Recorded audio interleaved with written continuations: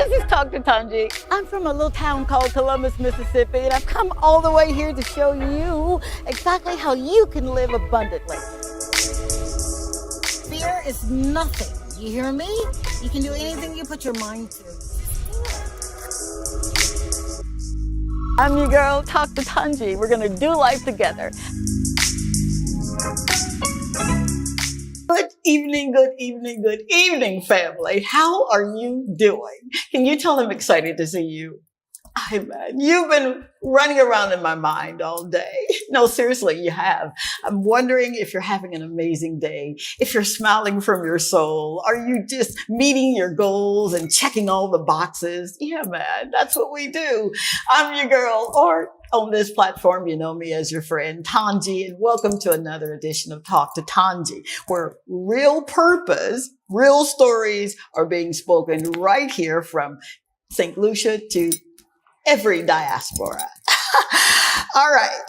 Your support of this show, I just want to slow it down real fast here and say thank you. I'm not a numbers girl, but when I see that you are showing up in demand the way you are, I am truly grateful to God. I do not ever want you to think that I'm taking you, my family, for granted, or I'm taking you lightly, because that is not the story. However, when you take time to be here with us, it really does matter. So for that, I am eternally grateful. You are the catalyst. You got to know that, for those who have stories that need to be spoken, stories that really do need to be told. Sometimes we think purpose, right, has to come in one straight line. We think if I'm studying medicine, then that's probably all that I'm going to be able to do, because again, I'm studying medicine. If I'm working a 9 to 5, then you're thinking, that's all God would allow me to do. But what if I were to tell you that that's not the truth? What if I were to tell you that you've got so many gifts, you've got so much talent, skill sets that we are just seriously waiting on? Yeah, we've got a guest that has answered the call. Not only is she studying medicine, right? So you already know she's like creme de la creme. But she has tapped into that artistic, the creative side of her. And I'm so grateful that she's here. You may have seen some of her artwork on display and said to yourself, who is this and how can I get this story? Yeah, that's who we're interviewing tonight, man. Somto Doris. I hope I said that right. She said, just call me Doris. I'm like, okay, just call me Tongie. We are in for a treat, Saint Lucia, because she literally is going to share with us her why, her how she got here, what the purpose is, and so much more. So you know how we do it, right? Go on and get your cocoa tea, go on and get your soursop juice, or whatever it is that you're drinking on this evening. But just come back, because we're going to get started on a story that you're not going to want to miss. All right, stay tuned. We'll be right back.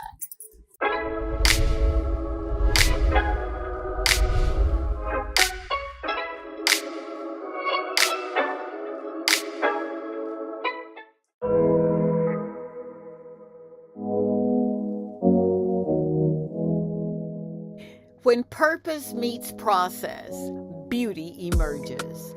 Even in the midst of study, stress, and sacrifice, something inside you is being crafted. Sometimes what you thought was the path to your purpose is really the path through it.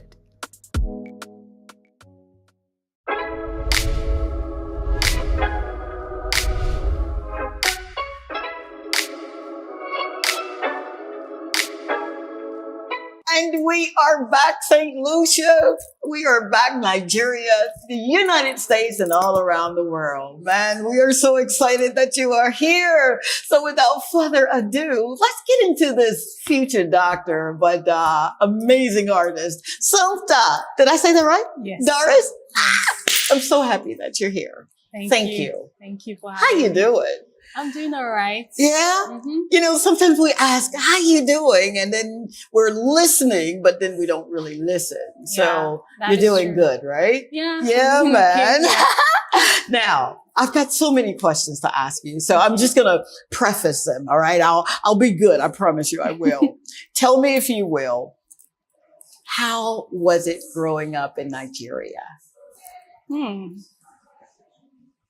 It was regular, you know. Okay. I don't really have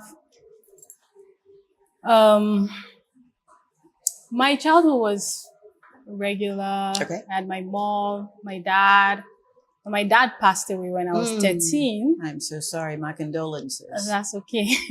But it was regular. I went to primary school with my siblings. I went to a Catholic primary school. Okay. Well, Catholic primary and nursery school. Okay. And then I went to boys and girls junior high school. Okay. And then I went to an only girls senior high school. Come on now. Yeah. So, and growing up, I have 3 brothers. So I grew up as the only girl. Oh, come on. Yes. So you're the princess. Technically. So, well, growing up with my siblings, I used to be like somewhat of a tomboy. Oh, That's love very that. surprising how I thought I was not right? doing that, but yeah, it was like that for a while. I'm the second child of 4 siblings. Okay. But currently, I do have a younger sister. My mom had her Girl. after my dad. All right now, mama.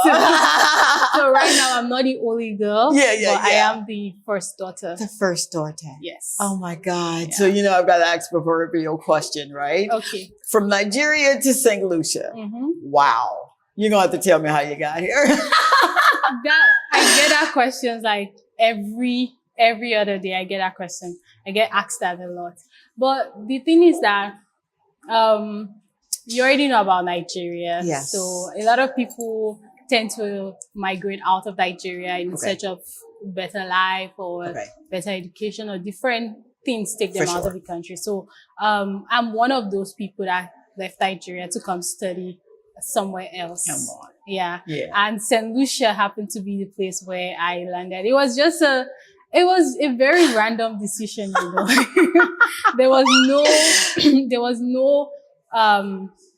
It was random, but I'm very grateful that I chose Saint Lucia. Yeah. I've grown to love it.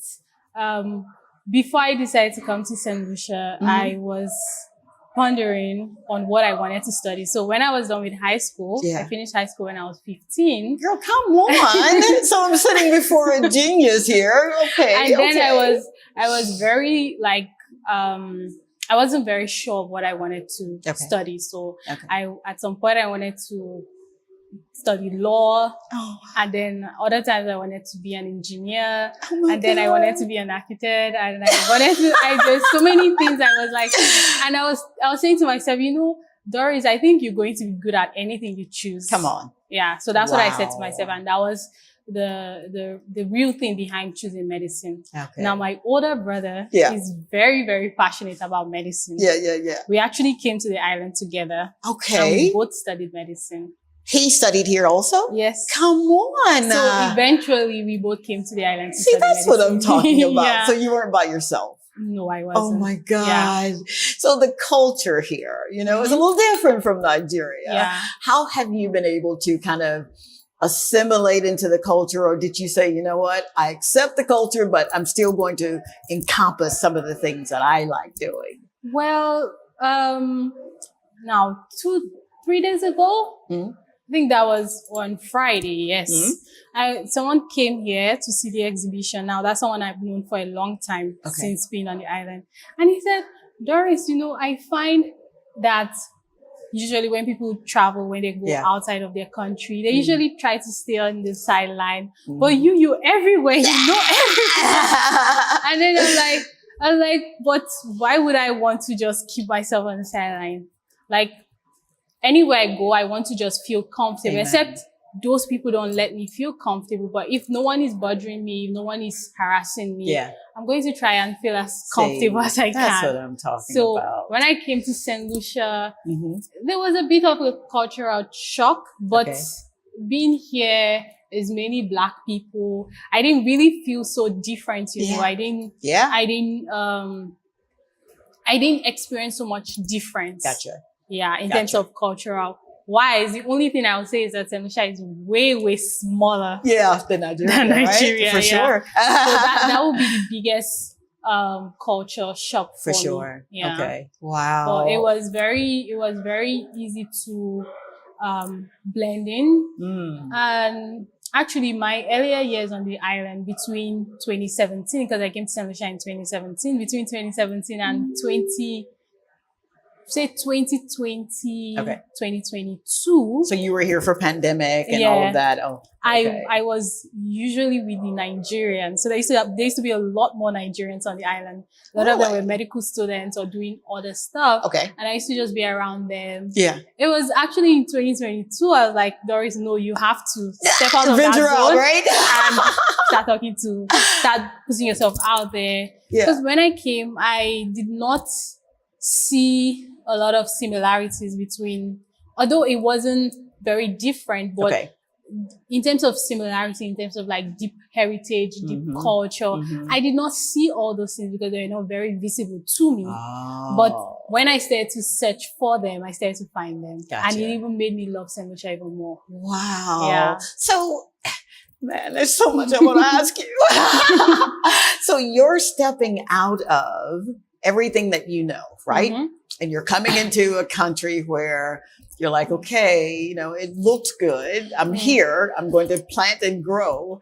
Your brother's here. Yeah. So you've got that, you know, that shoulder right there. Yes. Brother leaves, but you've already started, you know, your friendships and all of that good stuff. Yes.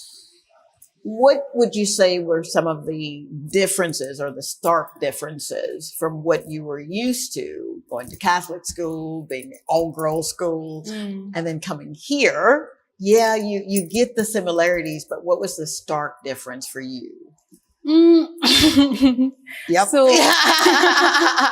well, first of all, one of the biggest difference I mentioned before was the island being small. Yeah.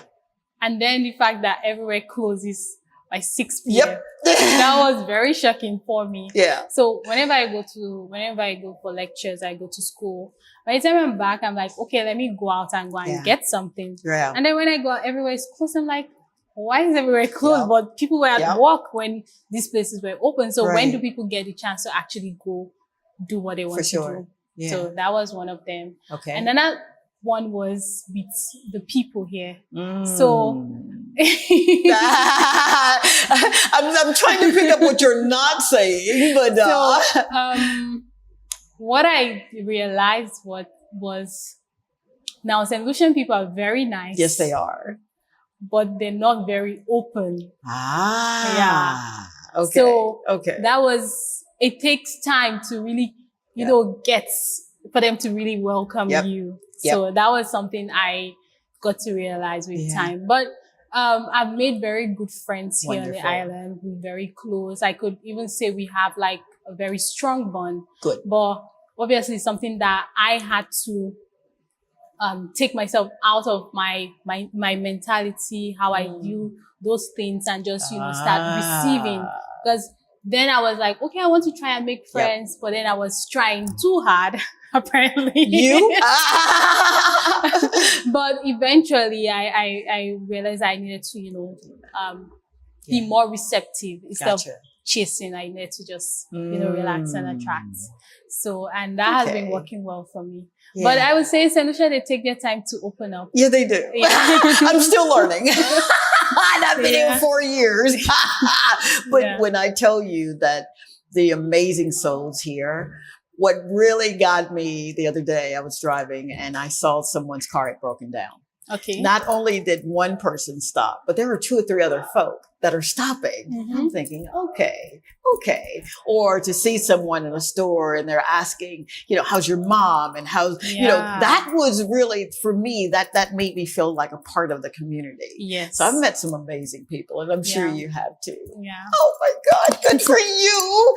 So stepping into this new environment, what have you learned about yourself that you didn't know prior?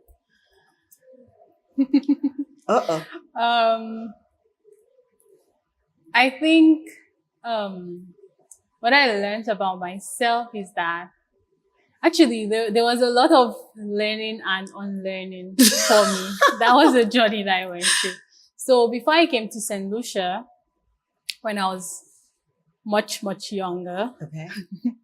I know people say I'm still young, but you when really I was are. a baby, Okay. so from when I've known myself, like when I was like 7 years old, I've always had this like intention about myself. So like every New Year's, I will give myself New Year resolutions. Okay. I'll give myself objectives of things I want to achieve for the year. Okay. I know that sounds too serious for a 7 years old. But you were already tapped in, so to speak, even at 7. Yes. So I began to do that from a young age. But eventually I found that I stopped doing that. Yeah. Speak on that, because oftentimes, and I've seen this a lot, especially in the States, you'll find the 5, 6, 7-year-olds that are really, really rambunctious with life, and they're excited and they can tell you exactly what it is they want to do and be. Yeah. But then something happens and they lose that childhood spark. What happened? I don't know. Okay. I wouldn't say, but what I have decided is that I'm going to try and channel that 7 years old girl back. Girl, you better shut your mouth. You know, you're teaching a master class. You know that, right? So that's what I've been very intentional. Like this year, 2025, I was extra intentional. I brought my book out. I wrote down things I wanted to achieve this year. And although I'm not able to do, I wrote down 6 things. Okay. 3 of them are already done. Okay. The other 3, I'm still hoping that there's a chance for me to do them. But this year. But I'm very happy that I was able to do those 3 things, because a lot of time we say we want to do things, but we never get to do them. Yep. And I was just like, but 7 years old me used to be so intentional. She would, so when I go to school, I don't know why I did that, but I will sell things to my classmates. Oh my gosh. Medical doctor, artist, entrepreneur, so author. I don't even know how I would convince those children, but I will make things like, I will make paper wristwatch, paper rings, paper dolls, paper bag. I would make all these things and make them give me their lunch money. It worked. And then I will save up that money and I'll go buy art supply on the weekend. So I'll go get my paints, I'll get my paintbrush, because what my dad used to buy for me was never enough. And I was tired of asking him and convincing him, because I have to always tell him that I need that. And then he'll be like, but I got that for you just a week ago, just 2 weeks. I'm like, it's done. Wow. So I decided to take charge and start looking for ways to make my own money to get those things. And I'm like, so, was it last year? I think what really struck me for me to be that intentional this year was last year. I was speaking to this lady and then I was telling her about 7 years old me. And then she's like, hope you didn't reach your peak at 7. Nobody wants to do that. Right? So I was like, if 7 years old me can do that, that means 25 years old me can even do better. So oh my God. I'm like jumping up and down right now. And I've got goosebumps all over me, because your intentionality really kind of puts you on the path of exactly your call, where you're supposed to be. Yeah. Wow. So what do you say to other people when they tell you that they can't? Well, I just tell them you have to be intentional, because a lot of time people think being intentional is just wanting it. Right. It's more than that. Yeah. It's like an obsession. Come on, girl. Yeah. You have to have like a bit of an obsession. You have to be obsessed to some extent to be able to achieve things, because there's so many reasons why not to. Absolutely. Yeah. Absolutely. Yeah. Wow. I bet your mama is so proud. She should be. Yeah. And your brothers. Yeah. Oh my God. That is absolutely wonderful. Okay. I love this already. I really do. I do. So when purpose starts whispering, you've got to listen. and you're listening. Yeah. Because you're literally walking into where you're supposed to be. Amen. How does that feel?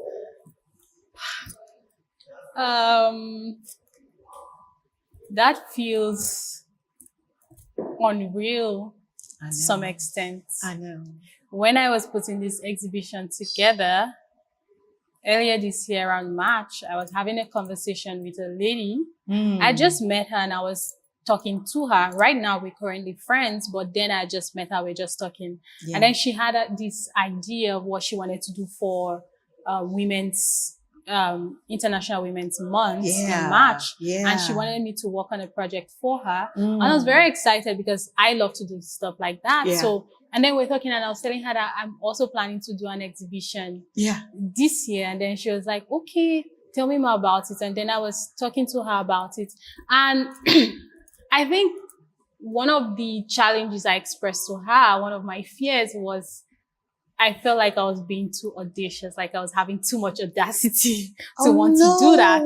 And then she was like, no, but that's what you're supposed to do and stuff like that. So, I think when I say it feels so real is that the amount of support, the amount of love, the amount of assistance I've gotten. Obviously, I don't have the resources to put this together, but I was able to get support from sponsors, from family, from friends. Baby, When I was reaching out to these people, I wasn't very expectant. I was just like, you know what, let me just ask. Yeah. If they say yes, fine. If they say no, that's okay as well. Yeah. And luckily for me, there were people saying yes, and I'm like, why do these people want to say yes? At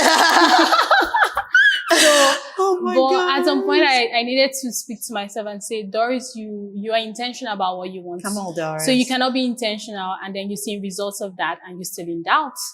That don't make no sense. Wow. So I had to put myself together. And do it. And do it, yes. Oh my gosh, I am so excited for you. I am so excited. I'm looking at the corner of my eye and hoping he's not calling for a commercial break because I want to ask so many questions. Wow. Ay. So balancing science and creativity. Wow. That's major. And a lot of people, unfortunately, they're just kind of stoic. This is what I'm supposed to be doing, and that's about it. You said audacity. That's a great word, because I am audacious too. How dare you walk in here with platform boots on? But for you, did you prepare for success? I want to say yes. Because, like I said, 7 years old me knew a lot of things. I don't know how she knew those things, but she would have and I say this because I'm being honest. I got you. You understand? A lot of the things that I'm doing now are things that 7 years old me dreamt of. Like she wanted to do those things. And I'm just grateful that I'm able to put myself down that path. Yeah. So in terms of success, I don't know how to classify or categorize success. And I don't even know if I would say I am successful, but I would say that I am doing things that I want to do. And I'm happy and grateful for that. In terms of things I want to do, that's my specialty. Things you want to do. I know what I want to do and I want to do what I want to do. Come on. I know that sounds, for lack of better words, that sounds audacious. But I always tell people you have to do what you want to do because life happens once and you cannot stay and you just do one thing and then you want to do another thing and you're like, why will I leave that one thing that I was doing and then do another thing? But you can do anything. You can do multiple things. You can do 20 things. You can do 10 things.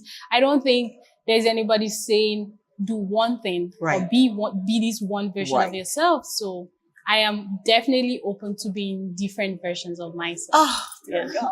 Oh, Saint Lucia, didn't I tell you? If I didn't, honey, you are in for a treat. All right, he called for that commercial break. So we're going to be right back with this amazing soul. Come on, man. You got to come back to talk to Tongie. Be right back.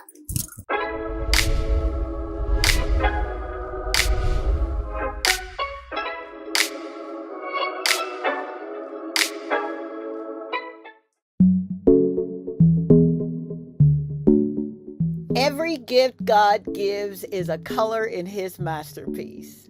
Whether you hold a paintbrush or a stethoscope, remember this: your purpose is a blend of both grace and grind.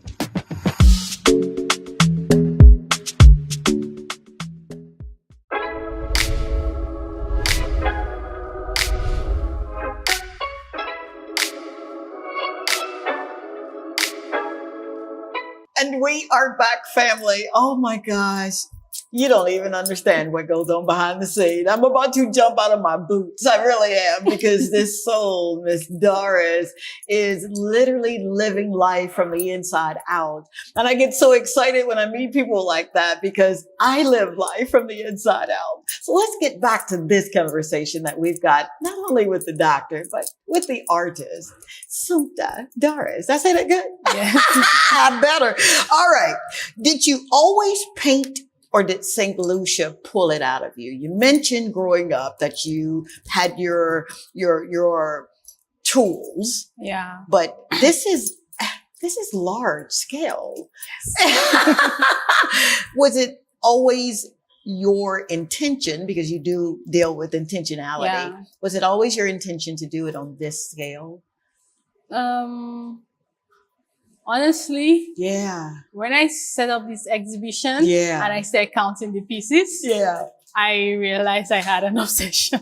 You had an obsession. Yeah. But I've always loved colors. Oh, I've always been painting since I was very young. Obviously not at this level, but Yeah. yes, I have Yeah. always been doing that. Wow. Yes.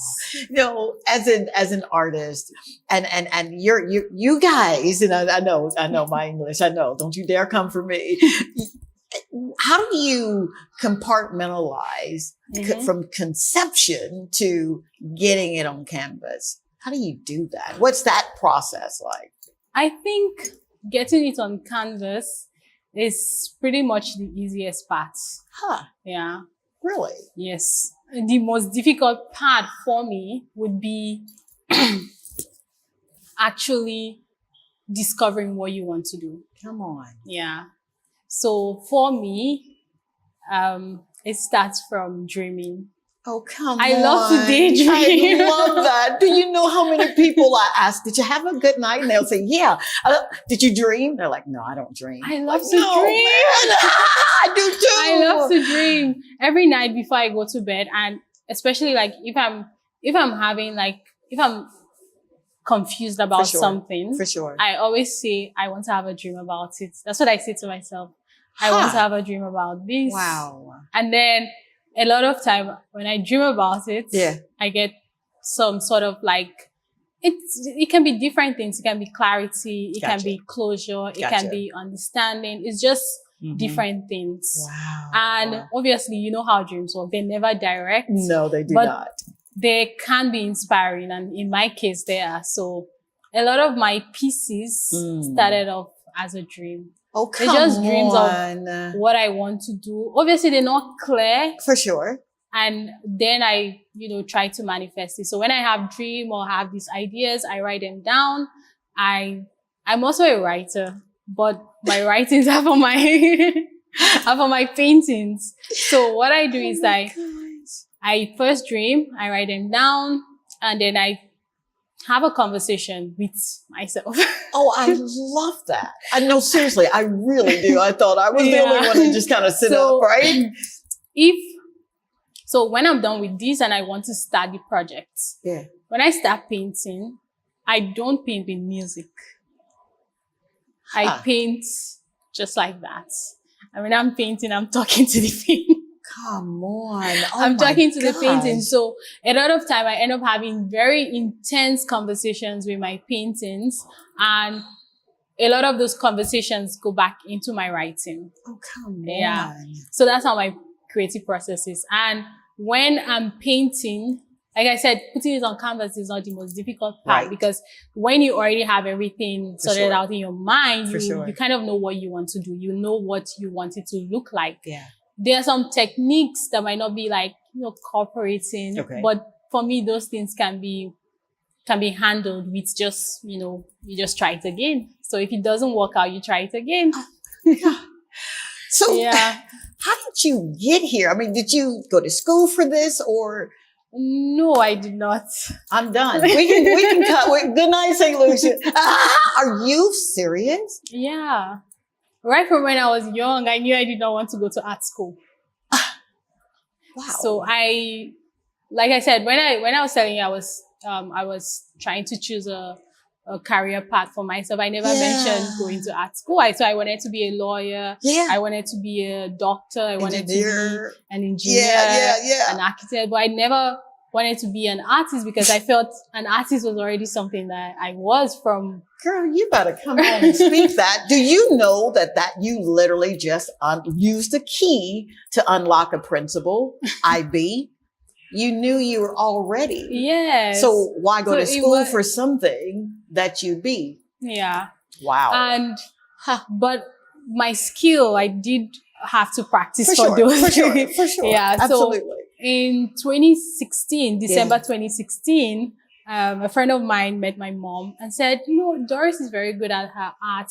Maybe she should go and get some formal training or some lessons so she can get better. Yeah. And my mom took me to this place called Art and Craft Village. Now, her intentions were very pure because obviously you can see a pattern already. She took me to an only girl school. Yeah. So she took me to a female art gallery. I love your mama. So she took me to a female art gallery. She wanted me to learn art there because, but the thing is, when I went there, I wasn't learning anything. The place was, the lady there, I worked there more like a salesperson than doing any training. I got you. And although I appreciated that, but I was so bored. Yeah. I would sleep off. I wasn't doing much. Yeah. And actually, when I would work on some projects and I showed her and she said, to be an artist, you need to go to art school. And I'm like, come on. So I just realized that the lady and I, we had different views on things. Absolutely. But coincidentally, one day, while I was there, there was this young man that came up to me. I was 17. Wow. And he would have been in his early 20s or mid 20s, but he was just out of university. Okay. So there's this thing they call youth service in Nigeria. So after university, you do a 1-year youth service. It's like an internship. For sure. So he was doing that in that place. Mm-hmm. So he told me, wait, are you an artist? I said, yes. And he was like, why are you here? I'm like, but this is where I'm training. He was like, no, there's this other part of this place that have other artists there. You've never been there? I'm like, no, I've never been there. Come on. And he was like, okay, come, let's go. So I followed him. When I went there, God, I just knew that's where I was meant to be. So when I got there, I saw all those things. I was like, really? People are doing this? So that same day, I took all the money I had. Come on. I bought all the art supplies. They said, you have to get this, you have to get this, you have to get it. I got everything. I love it. And I said, I'm going to come the next day and I'm going to paint. Now, when I left there, I came back there the next day and I started painting.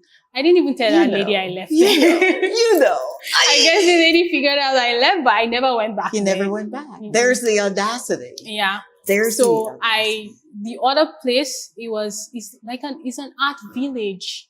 So they have these little hut studios. Yeah. And all the artists were there. They had their easels out. And they were all painting. They were sculpting, they were welding, they were doing tie and dye.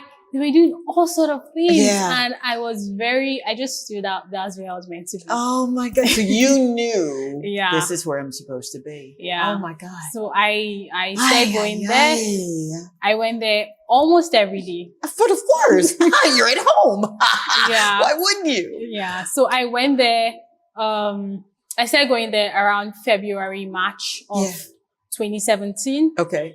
Now, when I started my first project, now those materials I bought, I started my first painting project. It was I think a parrot. Okay. I think it was a parrot. Okay. Or an eagle. Yeah. Or it was a bird. For sure.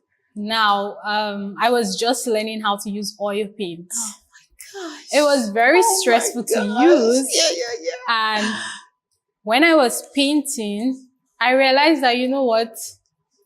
This is tough. Tougher than I thought. Oh my God. This is very tough. But you didn't quit. I did actually. I got upset. Oops. Hey, that's okay. I got upset. I painted that for like 5 days, like almost a week, and I feel like I wasn't going anywhere. Oh my God. So I said, you know what? I'm not coming back again. No, you did not. Yes. So I stayed home for about 2 more weeks. I didn't go back. And then I eventually went back. Okay. Yeah. Now, you said a lot right there. And I don't know if he gonna call me to a break yet, but I gotta get this because there are so many people that will get to where you are. Yeah. They'll get to that Mecca and they're excited about it, right? Mm-hmm. I made it. I did it. I got my dharma. I got my purpose. And then they fizzle. Yeah. What was it that kept you, even though you didn't quit, you just, took a rest. What got you back in the game? It was the obsession. I just couldn't stop thinking about it. So I just had to go back, and then I brought it out. By then the painting was actually dried. Now all I needed to do was, paint on it, give it a day to dry or 2 days to dry, and then go back on it. But I was so stressed out.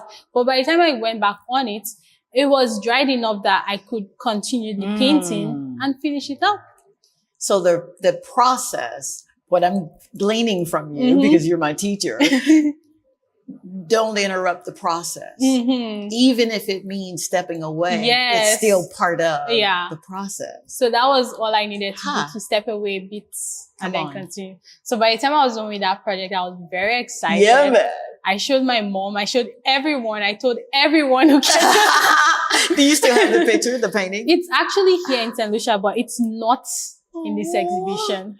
Oh, boy. Unfortunately. Yeah. But I did bring it with me. Oh my God. Yeah. Is that a motivating factor for you? Yeah. Wow. It is. So when you look at that picture, what do you think, that painting?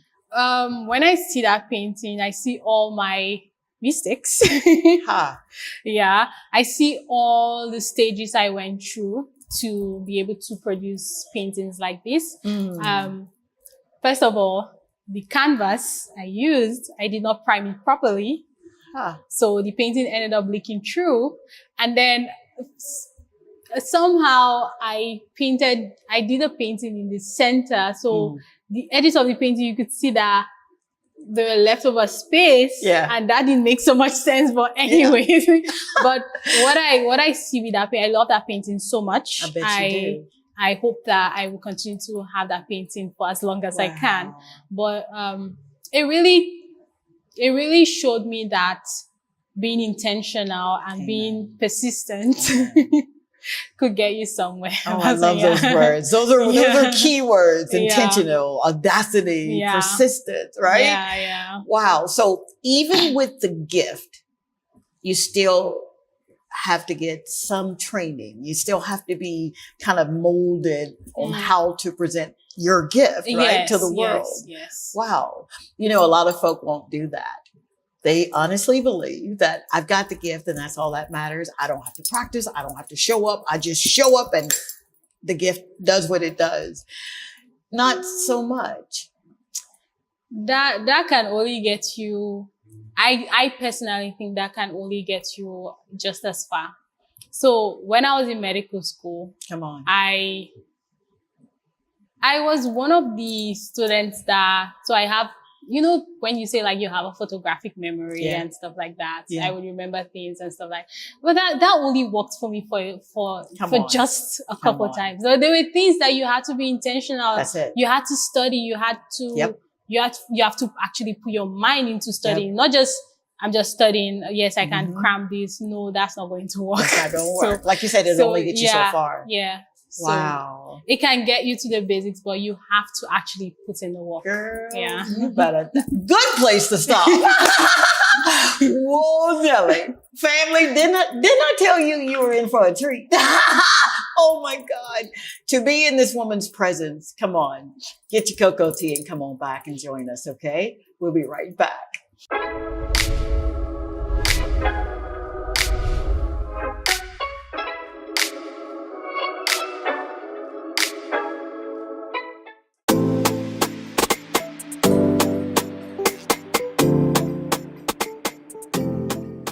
In the quiet moments between dreams and duties, God reminds us of this.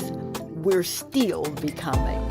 Stay anchored, stay grateful, and trust that your steps are ordered, even when the road feels uncertain.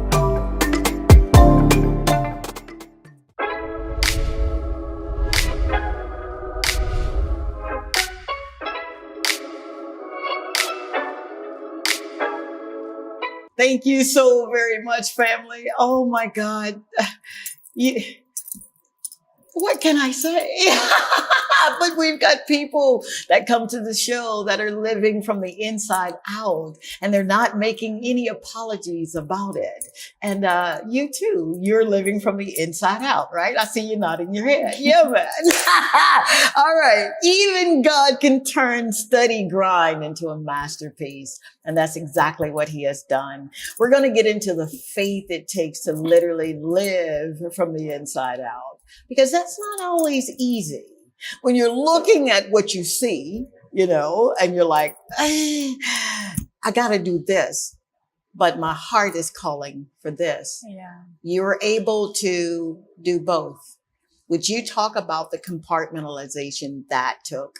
Because there are so many folk that believe, I'm a doctor. That's all it is, man. I'm a doctor. I made it. But then the flip side of that is the long hours, but you're not, if it's not what you really were called to do, you'll find it as a job and not as your passion, your purpose. How were you able to compartmentalize the two? I think, like we initially said, like if you is doing what is enjoying what you do. Now for medicine, I actually like medicine. Good. Yeah. And I think that is something that I'm grateful for, because you know, some people I know when they talk about studying medicine, they either say, "Oh, my parents wanted me to study medicine," but my mom is an artist. Yeah. Oh, I love your mama. Does she come here often? No, she hasn't actually. Okay, hopefully we'll get her here. She'll come visit. Yeah. But she's an artist, and my mom is like my biggest advocate, and I think she's part of the reason why I have audacity. I love that. And anytime, whenever I say I want to do this, she's never like, no, you cannot, or you should not. She's always like, okay.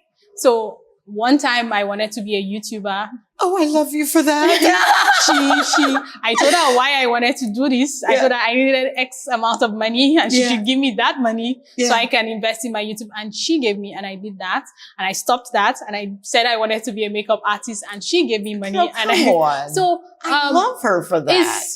It's just, you know, when you have that someone cheering you up, someone believing in you, you can do everything that you want to do. Yep.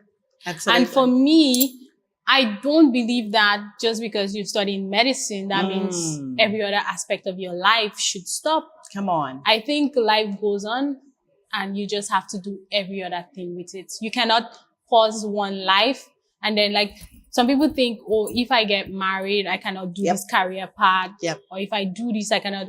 But your life is not waiting for you to do all these things. So I what I believe, or how I approach it, is that I don't see painting as something that I should do. I see that as something that I do. Like, it's just like you wake up in the morning, you go, you water your plants, you go, you have breakfast. For sure. So I see painting like that. Oh, wow. So because I see it that way, it doesn't feel so much as a responsibility. It just feels like a way of life. Like, oh my gosh.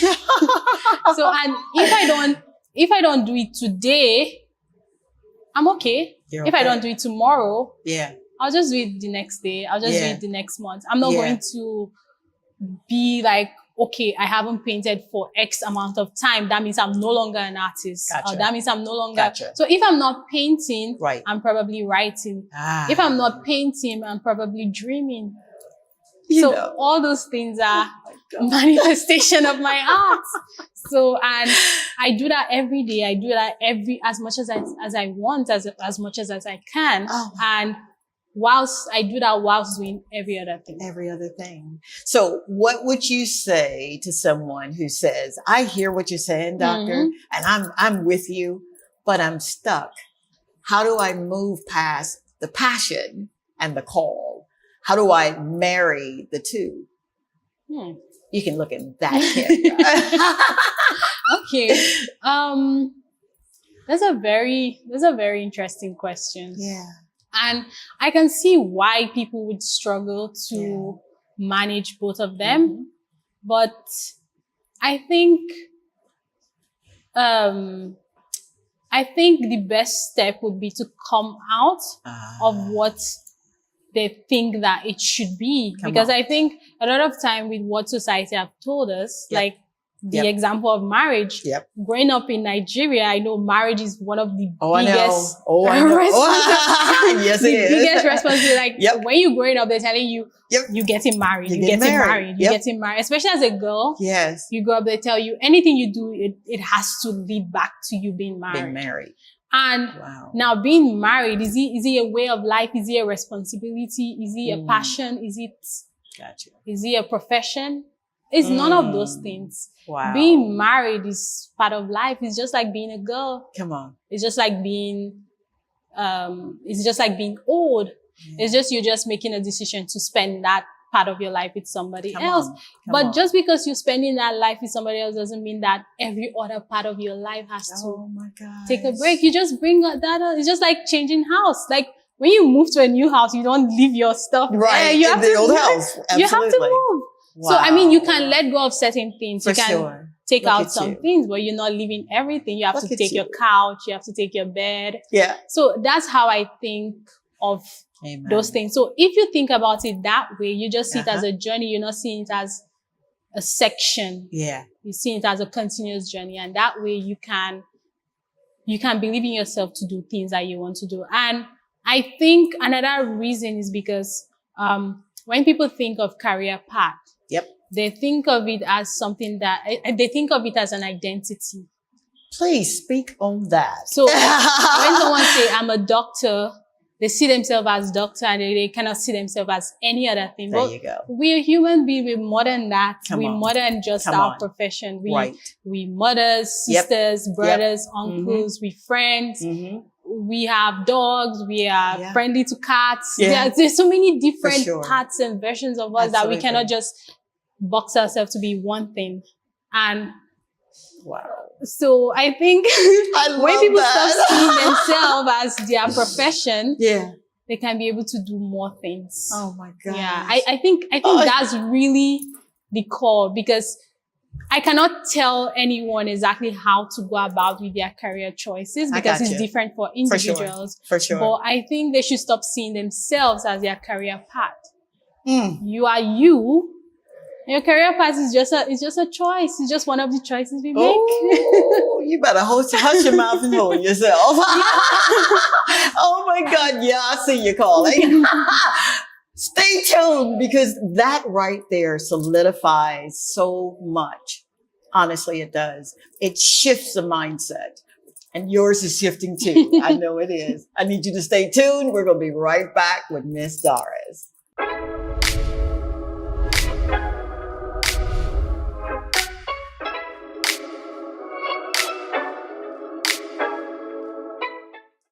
Every story that starts with obedience ends with impact.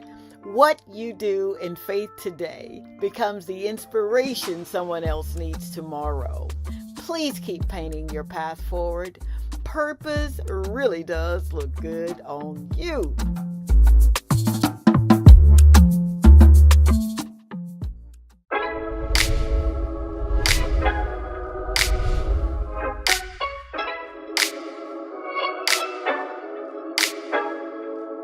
And we are back, family. Can I just say that I have been inspired. I've been motivated. I feel like I've been singing in the choir. I feel like the only thing we need to do now is just pass the collection plate. We are back with Dr. Doris and the artist that she is and the creativity that you literally are walking in, that you get to create every day. It's just so synonymous of everything that you are doing in life. Are you happy? Yes. Yeah? Mm-hmm. So what makes you happy? Being alive. Wow. Being here in Saint Lucia, having my family, being able to have these paintings. Yeah, I am happy. I choose to be happy, and I want to continue to be happy. See, that right there is a whole other conversation. So I'll just a little bit take a gander. You choose. Yeah. That's a mouthful. Yeah. Because oftentimes we look at, especially if you're not careful, you'll look at your surroundings or look at what you're going through and think, this is going to be either my lot in life, or when conditions change, I'll be happy. Yeah. What is the process of you choosing to be happy? What does that look like? There have been times. Come on. On this island where I was choosing not to be happy. Okay. But it wasn't much of a choice. But obviously during COVID, a lot of things happened. I was supposed to have left the island in 2020, but unfortunately I wasn't able to leave. And I had to stay here. That wasn't a choice I made. And obviously not being able to make that choice for myself made me very unhappy. Okay. And I went down a path where I was very unhappy for an extended period of time, and I kept on waiting. And when you wait for weeks and then you wait for months and then but I had to make a decision. I had to call myself out. Come on. I had to get up and say, Doris, no, you cannot continue to choose this. You have to choose something else. Remember, life is what you choose. And, I chose different. And Doris, I'm happy.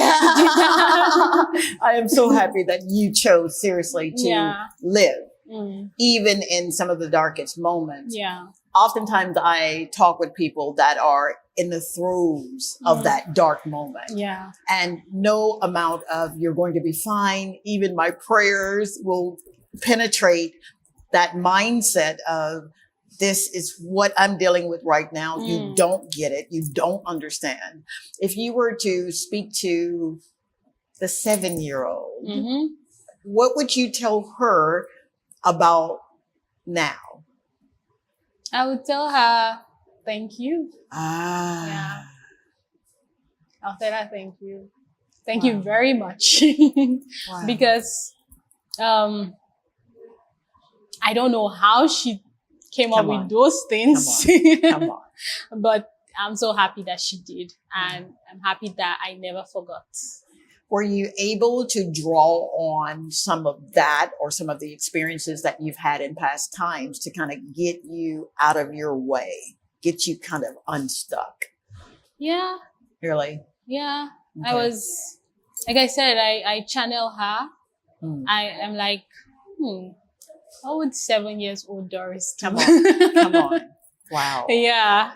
Especially like, since she's an entrepreneur and I don't see myself as much of as an entrepreneur, but obviously being an artist, you cannot keep all the paintings, even though you love them. I know, right?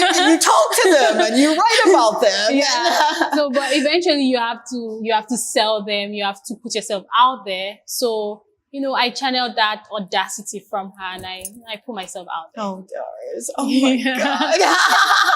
Yeah. I mean, 25 years old, you know you can be my baby, right? I'm always claiming folks' children.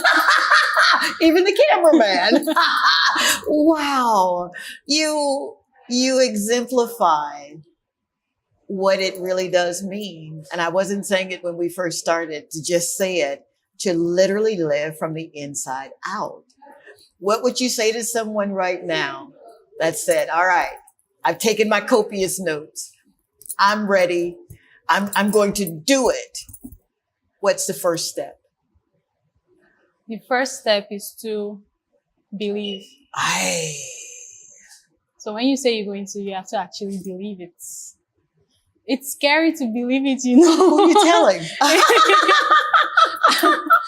But when this exhibition started making sense, because I had a launch event at Windjammer, and putting that event together was very stressful. For sure. I wasn't thinking about it as an event. I was only thinking about it as an artist, and I realized I had shortcomings. So I was able to get support. I have a friend of mine, his name is Ryan. Yeah. He's the PR brand manager for the entire event, for the entire exhibition. Wow. And he's actually a godsend. I also have my very close friend. Her name is Natasha. Thank you, Natasha. Yes. And also I have my sponsors, Lab Services, Okay. Copa Cocktail, Okay. Windjammer Landing. All right now. The Airborne Academy, Dreamy Floral, Phoenix Construction Limited. So all these people, Come on. they all came together, and when I asked them for their assistance, they were able to assist me. Come on. I'm very grateful for that. Man. And I, like I said, I'm grateful for my 7 years old who I had to channel her to be able to have that courage, That courage. that audacity to tell Come people, on. you know what? Yeah, man. I need X amount of money. And you did it. Yes. And they were like, Wow. no, what you're saying makes sense. You know, I'm going to give you, Come I'm going on. to give you this support. I am Yeah. so happy for you. And I really Yeah. do mean that, because it does take a lot of courage Yes. to ask someone, Yes. will you help me Yeah. get my vision out, Yeah. my XYZ? Yeah. And believing in what you want to do, Okay. trusting it, being intentional, because if you don't believe it, nobody else is going to Nobody believe it. else So you have will. to believe it first. Yeah. And then people, I always believe people can tell. Yeah. And for me, even if you don't get like all the support you need, Yeah. because obviously there were a lot of people that I asked for support. For and sure. They didn't know For sure. But it also tells you that, you know, you don't need everybody's support. Come on, you just Doris.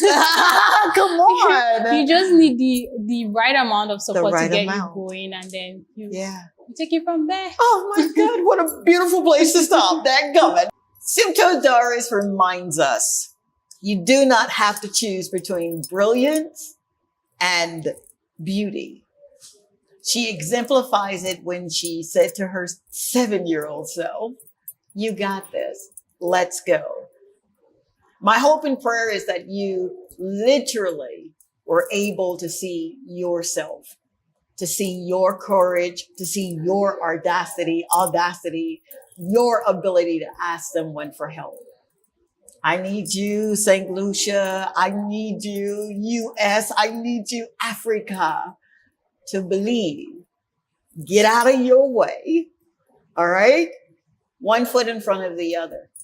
And then start to speak some things that you haven't spoken before. And like our Doris did, write it down. Yeah, man. Make it plain.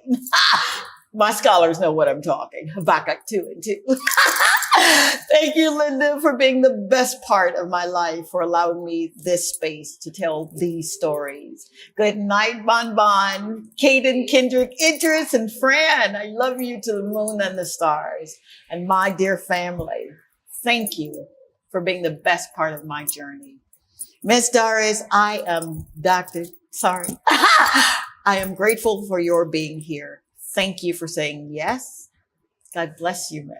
Thank you very much. You're very welcome. Now, how can people find out where we are and your painting? Oh my God, forgive my manners.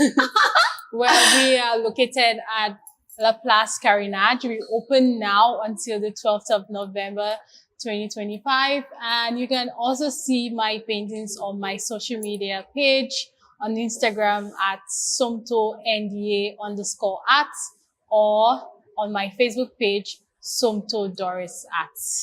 All right. You did that, man. Good night.